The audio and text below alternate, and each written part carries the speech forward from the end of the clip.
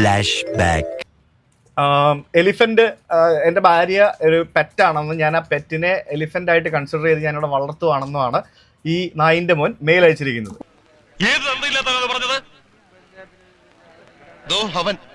അടിച്ച് പല്ലിയങ്ങളെയും അനാവശ്യം പറഞ്ഞ.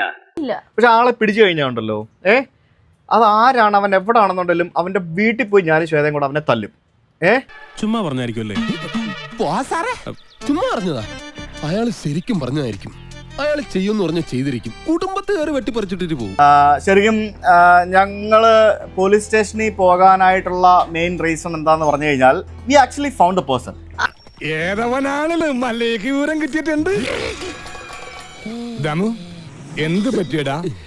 ചായ നെറുകും തലേ കയറി ബ്ലോക്ക് ആയതാ. ആരാന്ന് ഞങ്ങൾ പറയില്ല ഇപ്പൊ. പറയുന്നേ, ഞാൻ ആരോടും പറയില്ല. നമ്മൾ തമ്മിൽ ഒരു വിഷയമില്ലല്ലോ. കാരണം അതിനകത്ത് 99% നമ്മൾ കൺഫേംഡ് ആണ്.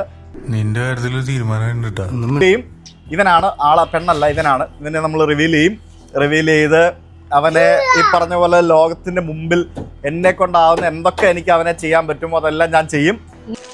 ശബരിമല ശാസ്താവാണ്, ഹരിഹര സുതനാണ് സത്യം. ഇത് ചെയ്തവനെ ഞാൻ പൂട്ടും. മണിച്ചിത്ര പൂട്ടിട്ട് ഞാൻ പൂട്ടും.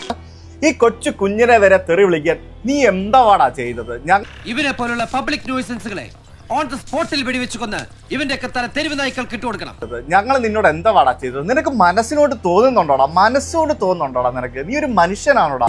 വലിഞ്ഞേറി വന്നേക്കുന്ന അങ്ങോട്ട് എന്റെ കൺമുമ്പിൽ എങ്ങനെ വന്ന് നീ പെട്ടുപോയാൽ നിന്നെ ഞാൻ തുപ്പും. ഇവിടെ തന്നെയൊക്കെ എന്ത് ചെയ്യണമെന്നറിയാം?